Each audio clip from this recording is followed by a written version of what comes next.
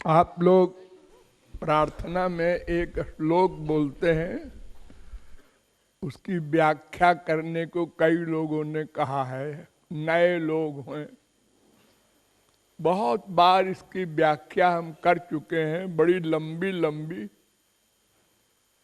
संक्षेप में समझ लीजिए। आचार्यम माम विजानीयात,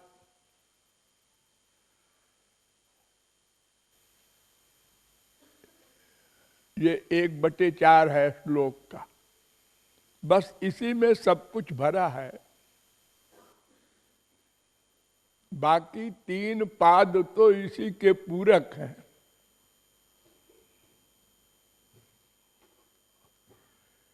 ये 11वें स्कंद के 17वें अध्याय का 27वां श्लोक है भागवत का।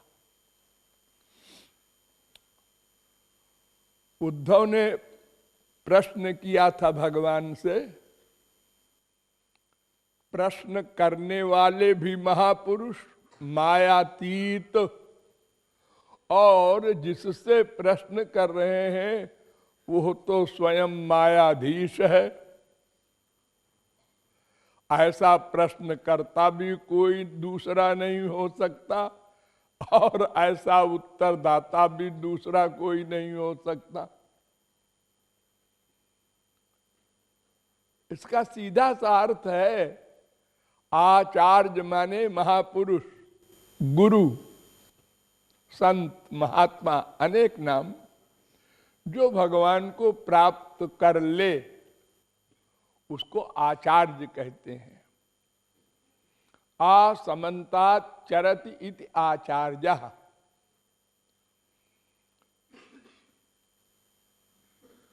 तो ये गुरु जो है, महात्मा जो है, महापुरुष, इसके लिए वेदों में, शास्त्रों में, पुराणों में और संतों ने भी 2 बात लिखी है खास तौर से। किसी ने लिखा है कि भगवान बड़े हैं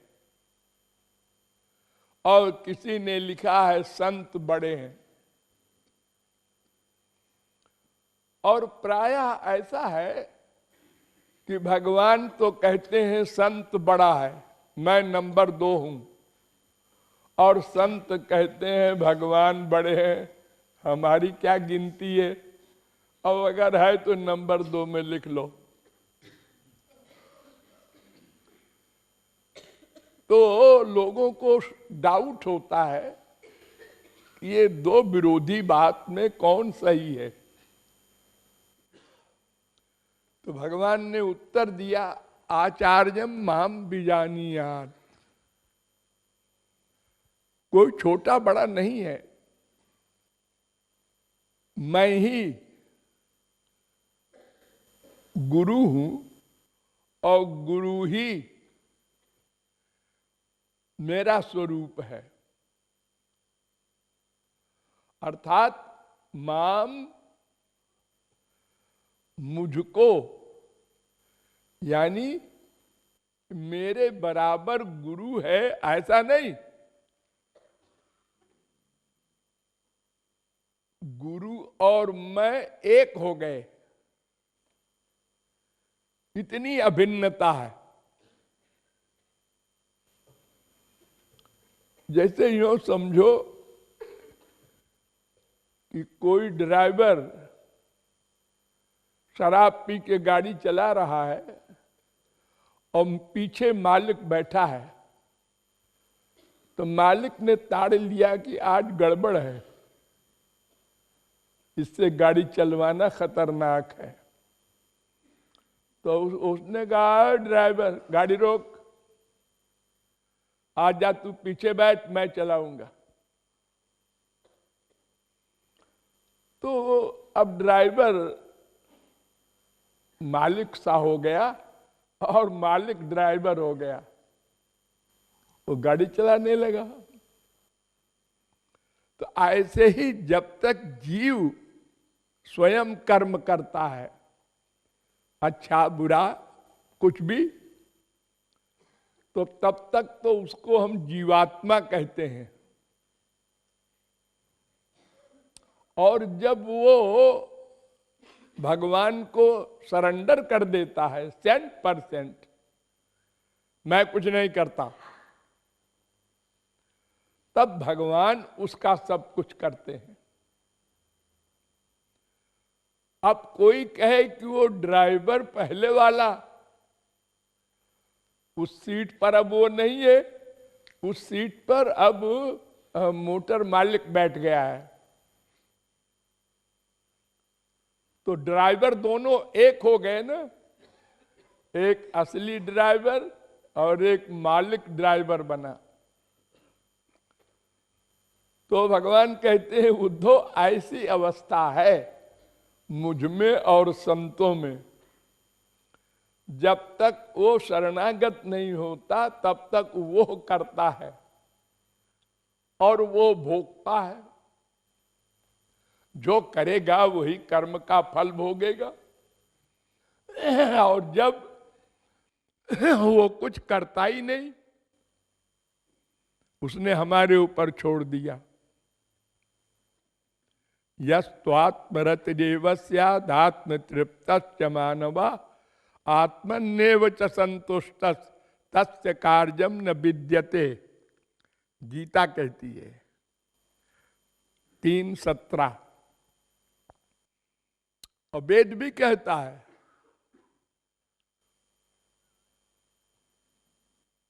न चास्ति तस्य कर्तव्यम अस्ति चेत न सतत्वविद।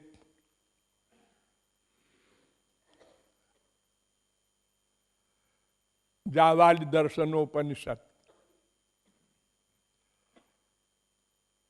जब जीव शरणागत हो गया तो वो कुछ नहीं करता, लेकिन दिखाई पड़ता है कि सब कुछ करता है। बस यही डेंजर है।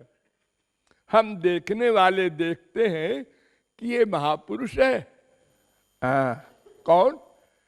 ये ध्रुव, प्रहलाद, अम्बरीश, ये हनुमान जी, अर्जुन जी, बड़े बड़े महापुरुष। क्यों जी? हम जब इनको देखते हैं तो ये तो हमसे भी गए गुजरे लगते हैं। क्यों? देखो, हमने एक भी मर्डर नहीं किया पूरी जिंदगी में। अरे झापड़ आपड़ लगा दिया होगा। कोई खून नहीं किया मैंने। हाँ, अब अर्जुन ने करोड़ों खून किया।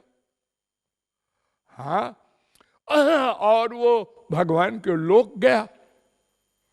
हाँ, अरे वो तो नारायण का अवतार है।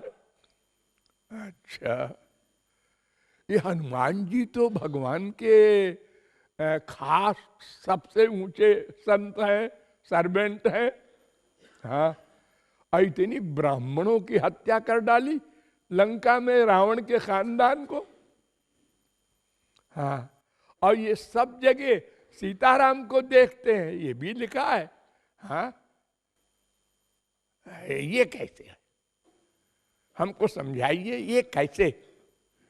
अरे किसी को गुस्सा आता है, पहले आया गुस्सा तो गाली गलौज हुई, और गुस्सा आया तो मारने को चला, फिर और गुस्सा आया तो मार दिया। ऐसे थोड़ी कोई मर्डर करेगा किसी का। तो जब पागल हो जाएगा, अरे फांसी होगी तो मर्डर करेगा तो, अरे तो हो जाए मारूंगा। बिल्कुल जब बुद्धि समाप्त हो जाती है मनुष्य की, तब ऐसा करता है। और ये हनुमान जी वगैरह ने इतने मर्डर किए, और आप कहते हैं वो सब जगह सीताराम राधे श्याम को देखते थे और कुछ देखते ही नहीं थे।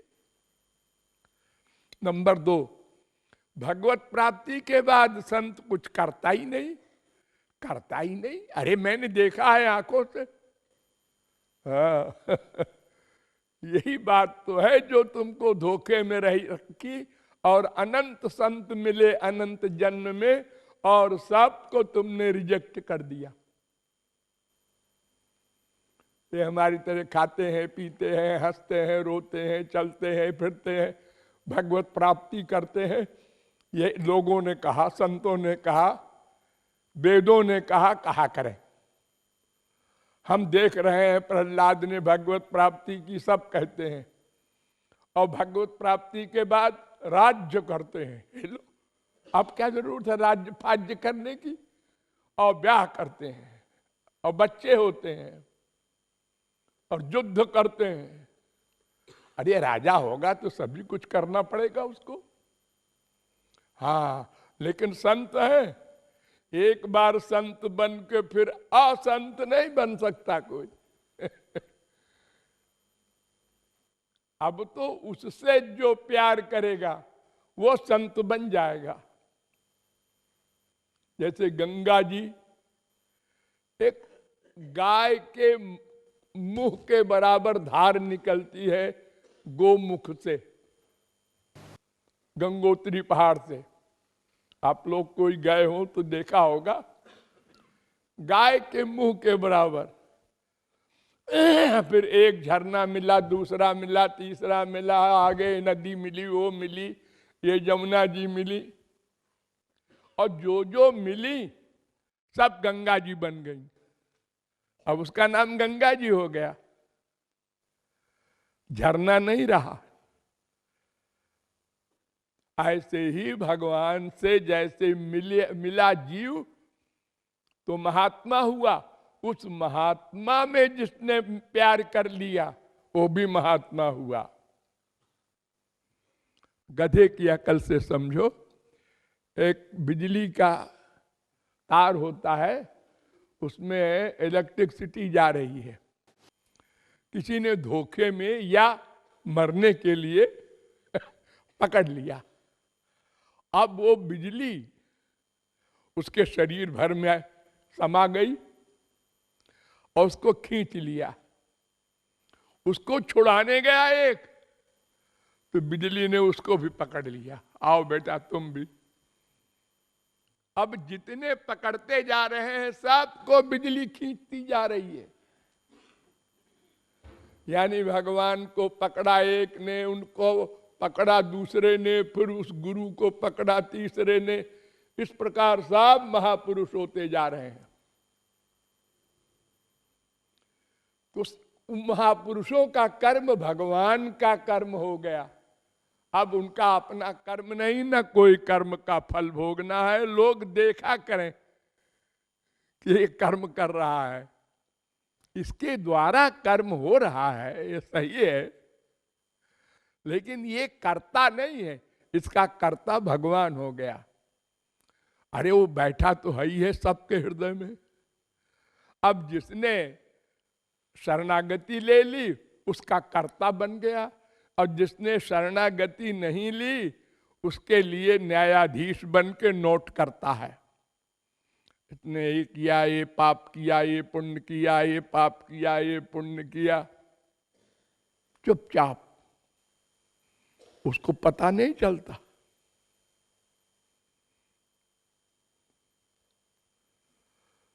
तो इस प्रकार भगवान कहते हैं कि आचार्यम माम, उस गुरु को मेरा ही स्वरूप मानो, मेरे बराबर नहीं, मेरा स्वरूप।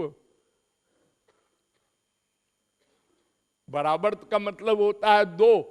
अब दो कहां रह गया वो, उसका कर्ता तो मैं हो गया। इस भावार्थ है, संक्षेप है। अब डिटेल में इस समय नहीं बोलूंगा।